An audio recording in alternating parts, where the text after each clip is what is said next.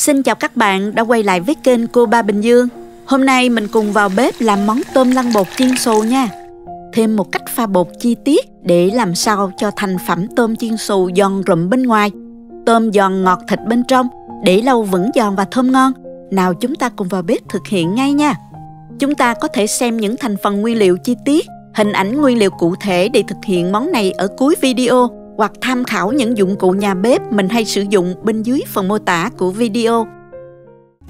Đầu tiên mình sẽ sơ chế phần tôm này ha. Tôm này mình đã rửa sạch rồi.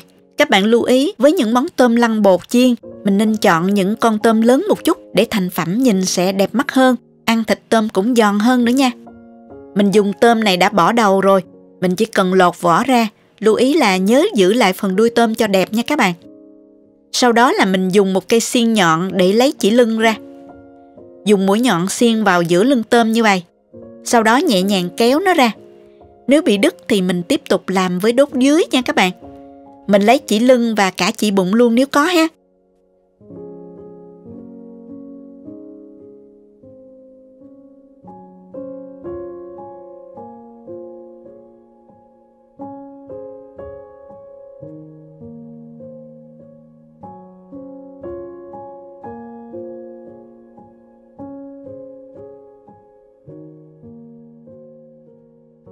Sau khi đã sơ chế xong thì mình cho tôm vào tô để ướp luôn nha. Mình cho vào đây nửa muỗng cà phê hạt nêm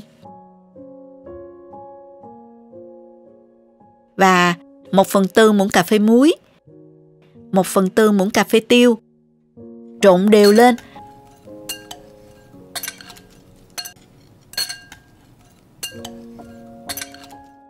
Mình ướp vào đây thêm nửa muỗng cà phê bột tỏi cho thơm nha. Nếu không có bột tỏi, các bạn thay thế bằng tỏi tươi băm nhỏ cũng được ha. Và để ướp 10 đến 15 phút là được ha. Tiếp theo mình chuẩn bị phần bột ướt. Cho vào thố 100g bột mì, 25g bột bắp,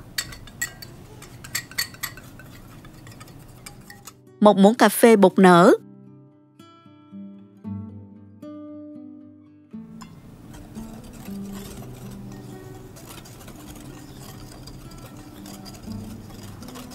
150ml nước, trộn đều tất cả.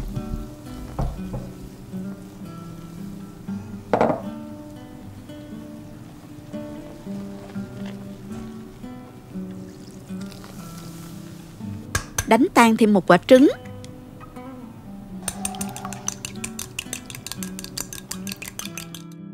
Sau đó lọc qua rây cho vào phần bột.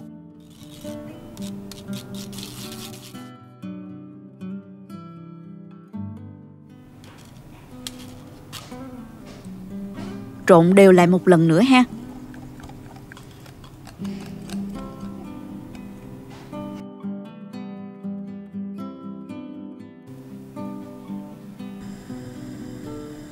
Chuẩn bị thêm phần bột chiên xù. Các bạn dùng loại nào cũng được nha.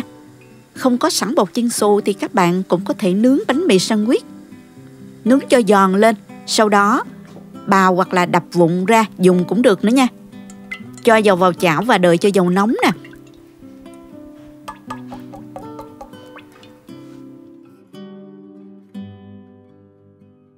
Sau đó nhúng tôm đã ướp qua bột ướt, rồi áo với bột chiên xù và cho ngay vào trong chảo dầu nóng để chiên nè.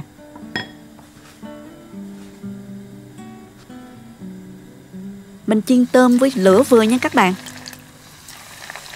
Lưu ý là không chiên tôm với lửa quá to, phần bột xù dễ bị cháy háp lắm nha.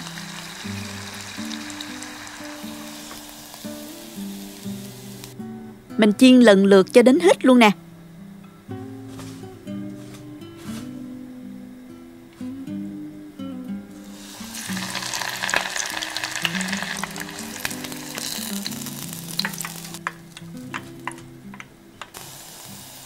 Chiên xong thì mình để ra giấy cho ráo dầu nha các bạn.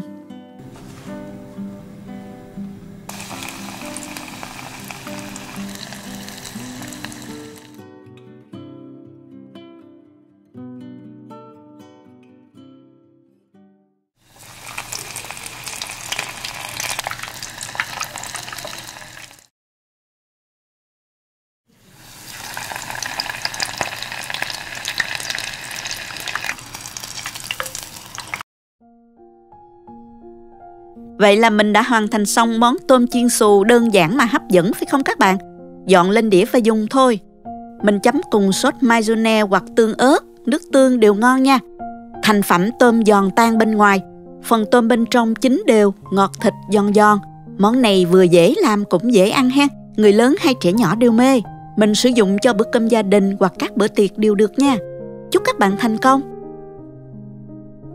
Cảm ơn các bạn đã theo dõi video. Nếu thích cách mình chia sẻ, nhớ gửi cho bạn bè cùng xem, bấm like và đăng ký kênh để xem nhiều món ăn mới của mình. Nếu thấy video thực sự hữu ích, bạn có thể gửi tặng ekip thực hiện một ly cà phê bằng nút Super Thanks hình trái tim ngay bên dưới video. Các bạn cũng có thể truy cập website cô3bình dương.com để xem công thức nấu ăn dưới dạng bài viết. Chào tạm biệt và hẹn gặp lại các bạn trong video kỳ tới nha.